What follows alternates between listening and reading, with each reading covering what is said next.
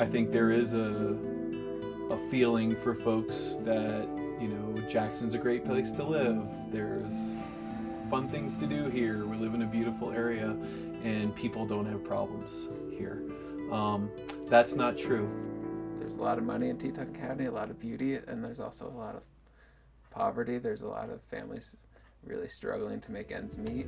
Their life experience is living meal to meal and wondering what hotel room they're going to live in next because the rent went up. That's realities of our community, and as the housing market continues to change and become more difficult, it's creating a different stressor that's becoming more prevalent in our community for families. People might think, well, I've got problems living in the big city, I'll move here and it's all going to go away. Well, people's problems follow them wherever they go. I mean, people's personalities don't change because of where they live. Parents are working multiple jobs, have young kids, can't afford daycare. And in some ways they're exacerbated here by the fact that we are so rural. We are really frontier. There aren't services elsewhere, and there aren't a lot of options for kids or for families. From an outsider's perspective, you could drive through the valley and say, gosh, this is such a utopic place. I can't imagine that there's anything that ever goes wrong in this place. And those of us that work within the court system, I think, are unfairly a little bit jaded in that, there is a segment of this population that really needs services and needs help. And we have to step in a lot of times to help ensure the safety of children. Teton Youth and Family Services, you don't have any idea what it does. It keeps kids out of, out of jail, out of the boys' school. It helps families find their way. They are the people who that you can call at 2 in the morning and you've got a child who has been arrested or is in a state and level of crisis. And they are the people who will open the door and say, my goodness, yes, you're welcome here and how can we help you out? And they're just, they have immense hearts. From headquarters in the Hershfield Center in downtown Jackson, Teton Youth and Family Services provides such a wide range of family-oriented programs to serve the public that we are often mistaken for a government agency. Actually, we're a nonprofit 501c3 that has to raise money and fight for every dollar we need to provide what we've come to call a continuum of care for children and families in and around Jackson Hole. A continuum of care really for TYFS starts with the Hershfield Center, where we do prevention programs first. We really would love for nobody to need our residential services or more crisis-focused services. Hershfield Center is a child advocacy center. It provides forensic interviews for alleged cases of child abuse. It does family advocate program for families at risk of abuse to provide services to reduce that risk of abuse. And it provides also prevention programs for any kids in the community to help improve relationships with other kids. When we do forensic interviews, we need to have law enforcement involved because it could be a criminal case that comes out of it, and so they would be the ones to bring the child to a forensic interview, but we record it so that it then can be used in a court of law and the child doesn't actually have to go to court. Before there was a Hershfield Center, there was no unified way of addressing kids who were the most at risk or kids who had been sexually abused. And our primary mission is coordinating any sexual abuse or physical abuse allegations and providing the best services for the victim and the family. But thankfully, that's a very small part of our job. Their leadership programs start when the kids are 10 years old. And so before my kids were even thinking about being wayward teenagers, they were able to utilize their leadership programs. Ton of fun. Get the kids out into the backcountry here, go hiking, go fishing, go canoeing, go, just really explore the Teton Valley. Adjacent to the Hershfield Center, Vleck House is where we begin to provide our more crisis-oriented services, both voluntary and involuntary. Vleck House provides 3 different branches within the Vleck House. There's court diversion programs for first-time offenders going into circuit court. There's the crisis shelter, which is the Adams Canyon Crisis Shelter. That's short-term stay for kids and families that are having trouble with each other. It gives a short stay for the families to settle and to make a case plan of how they're going to improve their situation. And then the group home is for more long-term court-placed kids having emotional and behavioral difficulties. The crisis shelter is kind of our point of entry for children in the community, and it's exactly what it sounds like. It's a facility for kids in crisis. The Vleck House has been a wonderful resource for families because local families in crisis have a place where kids can go, where they are supervised, where they can still attend high school, still get to other activities, but have a safe, contained environment so that they can get the therapeutic care they need and get to the point where they can reintegrate with their families. A large majority of the clients we see are voluntarily placed by their parents, and generally those families, things are rough for many different reasons. But it's interesting to have been a parent in the gamut from the Leadership Fund summer thing to when, my son's throwing his fist through a wall and I don't, what am I going to do, And so he's bigger than me. It's hard to instill a consequence with a kid that's bigger than you and he's mad and pissed off, and kind of out of control. How are you going to deal with that, We provide individual and family therapy, so we have 2 therapists on staff, and they do individual and family work with the kids. It's important for people also to understand that those services are free. As a parent and a single mother, when I don't have a lot of financial resources, I wouldn't have been able to do that. I wouldn't have been able to support that process appropriately. And this program allowed that to occur. We're not in the business of fixing kids, I would say. We're in our role in the social services in Teton County is providing kids a safe place to be while they work on trying new things and finding their own experience. It's truly heartbreaking, I think, when a family has to make a incredibly tough decision or a court makes it for them of your child can no longer reside with you, but at least they can reside in the community. At least you can see them, on home visits. But when a child gets shipped across Wyoming, this huge state. Kids learn a lot of life skills when they're here in the program. Little things like laundry and hygiene, taking care of your room, cleaning. Kids here have a night a week where they cook dinner for the group. By and large, most of the kids report, when they first get here, that they're amazed at how much the staff really care and check in with them and ask how they're doing and seem to genuinely care that they're doing okay or want to know if they're not doing okay. And a lot of times, unfortunately, if kids are in the group home, this is the most stable, loving and solid living scenario that they've ever had in their lives. Vleck has been where kids could go, be safe, be nurtured, and avert the potential of risk of suicide. We had the unfortunate incident in the very end of June last year of a student in the group home committing suicide, over and above and beyond our control and what all we'd done to prevent that, but it happened. We understandably were investigated on how that could happen and eventually cleared of being negligent or doing anything wrong. But that process took some time, and so for a period of time, our group home facility was not open. The number of juveniles showing up, presenting in the emergency room at the hospital went from usually having like 3 or 4 in the course of the year to there were 16 young people that showed up in the ER between July 1st and midway through November. There was nothing in between sending a dangerous suicidal kid back home with mom and dad or sending them to jail. There aren't a great deal of services around the state, but I think Teton County does a good job of working together to provide services. But if you take a piece, and we've worked hard to make sure it's a continuum and not in each other's way.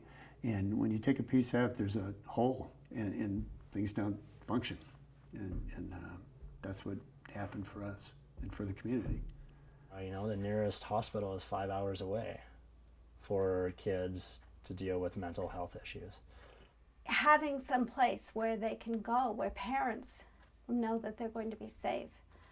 Not to have that resource was more than hard on our community. It was actually tragic not to have it. And it put families in a really difficult and unenviable position in terms of making a decision to drive your child down to Salt Lake City or out to Casper to put them in a hospital, as opposed to having them 5 minutes away in a group home or a crisis shelter. You know, so it really highlighted the need. And we always knew it was there, but when it was not there, it certainly magnified the need for it. 17 miles outside Jackson is where we treat our toughest cases. Young men who've committed crimes are sent here for up to a year. Their offenses are bad enough to be removed from society, but not necessarily bad enough for the state prison for boys, known as the Wyoming Boys School. That's where they can end up if they can't cut it here. Red Top provides residential treatment for adolescent boys from around the state that are court-ordered into the program, boys that have issues with emotional, behavioral, mental health issues. Some of these kids just never learned some of the basic things and how to get along in life. Well, I was the district court judge in Teton County and 2 other counties for 15 plus years. And when I was sitting on the bench, I saw how effective the programs at Teton Youth and Family Services, how effective they were. And especially Red Top, Meadows, the residential treatment center for young boys. We have 4 pieces: wilderness, school, the milieu, which is a fancy word, I didn't know what it meant until I started working here, that just means daily living, and then therapy. So they do individual therapy, group therapy, several times a week. We are accredited by, it's called Advanced Ed, but basically Wyoming Department of Education, and our credits are transferable. We are supposed to be delivering comparable instruction, and so we use the same standards. There's plenty of kids that we put in an immense amount of effort to ensure that they get a high school diploma. And while that might be a given for a lot of the population, it's not for others. Ideally, we would be full at 14 kids.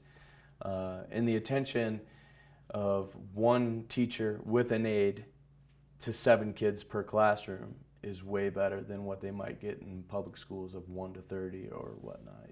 The most rewarding thing is when a kid sort of, it clicks and they start to be able to do it for themselves.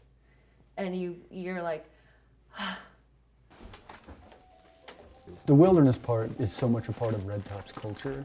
Wilderness is valuable. I think it's one of the biggest catalysts of change here at Red Top. There's a million teachable moments in the wilderness. For lots of programs, you walk around in a circle and you do the same thing over and over.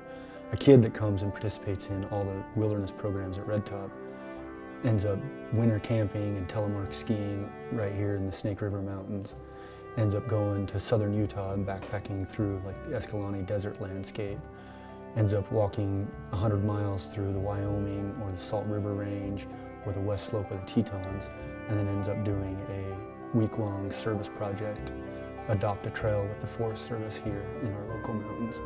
The other part that it really affects is being part of something, being part of a group, to where I'm carrying breakfast and you're carrying the stove, and I need you, you need me. And if I don't do my part, then you're affected. If you don't do yours, I'm affected. So those dynamics in a small group in the mountains for 24 days exposes the holes and highlights the strengths. And for a lot of kids, it's the first time probably feeling like they're part of something. You know, lots of kids maybe get that in like a football team or theater or something. These kids, a lot of times it's the first time they've participated in that.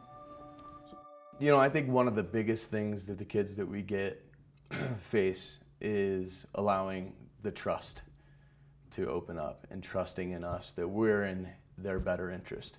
Every kid has a unique set of needs and a unique set of talents and skills and strengths, so you have to play to that and kind of get a little different recipe for each kid. The thing that amazed me is the low rate of recidivism.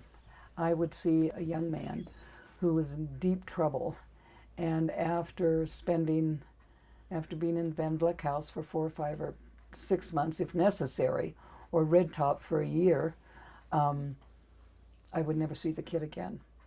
I would want somehow to encapsulate, like, this is like a kid coming in here and a kid leaving a year later or however long later.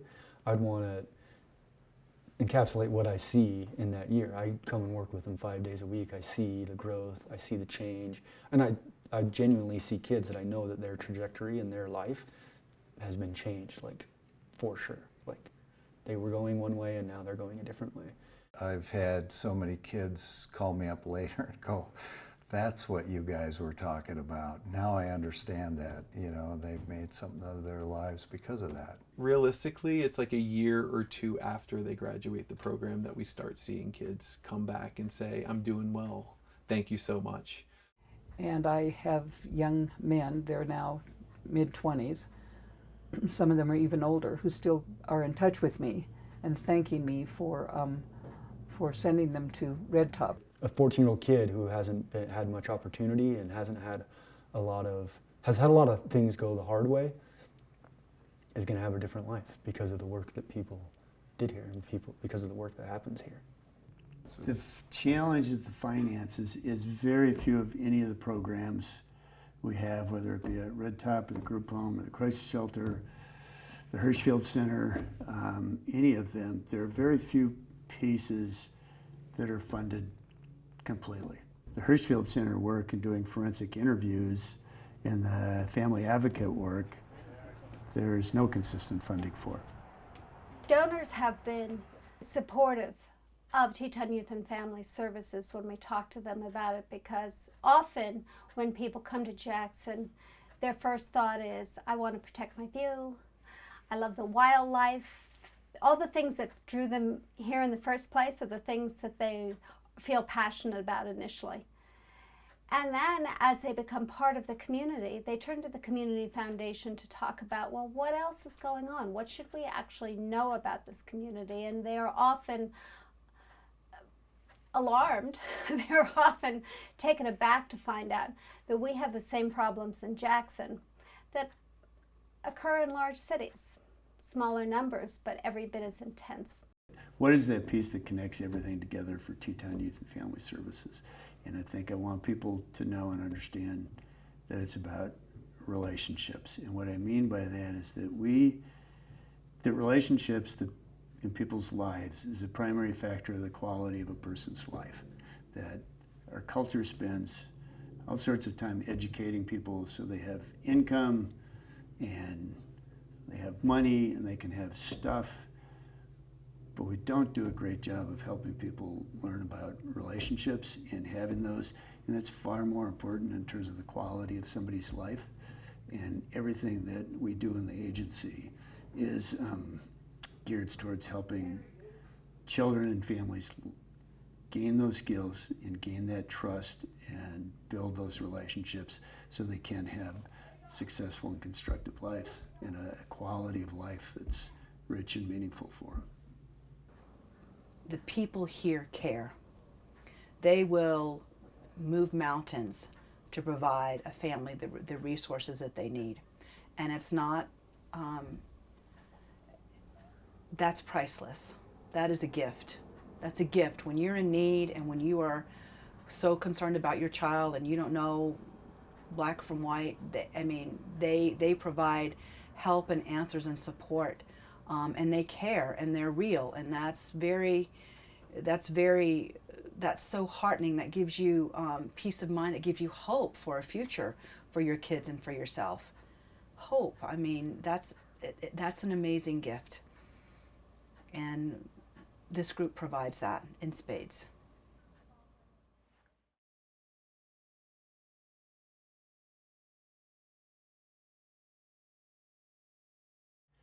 somebody's needing help who maybe has heard of us but not sure where or how to get involved, simplest thing I'd say is pick up the phone and call us, okay? You can call Red Top Meadows at 733-9098. You can call the Vleck House at 733-6440.